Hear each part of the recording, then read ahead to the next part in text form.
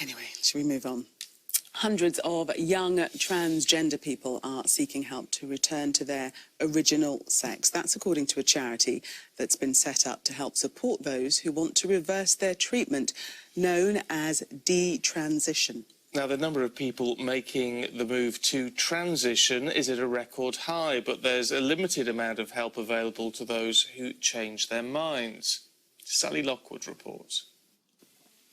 Ruby began identifying as male at 13 years old. Now, 21, she'd been planning to have surgery to remove her breasts. But in May, she made the decision to come off testosterone and detransition to identify as female, her sex at birth. She doesn't want to be identified, so we've changed her name. I figured it would be better for me to try to deal with my gender dysphoria in a different way, rather than permanently changing my body. How much support did you feel was out there for you when you came to this conclusion? I didn't feel like there was any support out there, other than like a few friends online. Ruby now feels her eating disorder was more of a factor than she first realised in her gender dysphoria. None of the therapists that I spoke to brought that up. They didn't think that it was linked. Do you? I think so, yes, because they're both kind of based in how I feel about my body, so I've seen similarities between the two. Charlie Evans is forming a charity to support people in Ruby's position. After going public with her detransition story, she discovered an online community of 5,000 in a similar position, 30 people alone in her area of Newcastle. I was approached by a young woman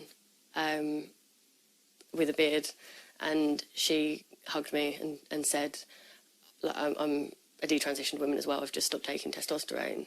And after that I felt like I had to do something. I'm hearing from hundreds of people, and I think some of the common characteristics are they tend to be around their mid-20s, they're mostly female and mostly same-sex attracted, most are lesbians, and often autistic as well. The Tavistock and Portman NHS Trust told us the experience of regret described here is extremely rare.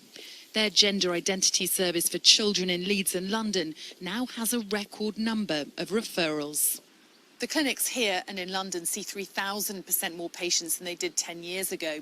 Among girls, referrals are up more than 5,000%.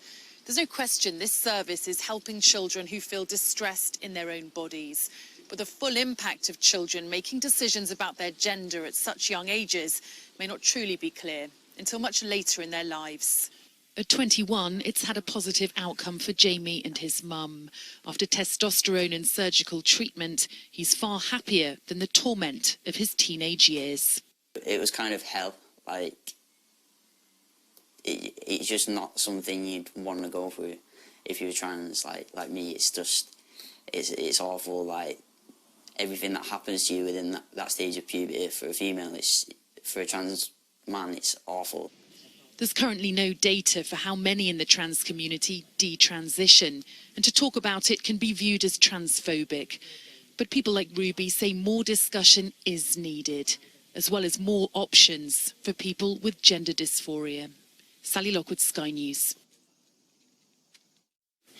Still to come, all the sport, including